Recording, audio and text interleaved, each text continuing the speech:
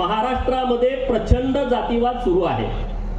बोले तैसा चाले त्याची वंदावी पाऊले, पण तसं होत नाही। बोलणारे तसे बोलत नाही।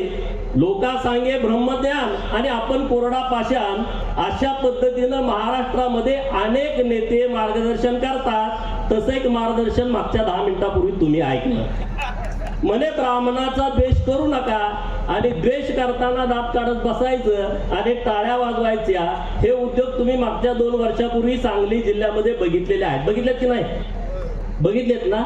तरी पण तुम्ही टाळ्या वाजवत होता। जरा विचार करा, नेमकं महाराष्ट्रात काय चाललंय आणि कशा पद्धतीनं चाललंय। महाराष्ट्रामध्ये मराठा आणि ब्राह्मणांचा एक वाद जाणून बुजून पेरला जातोय।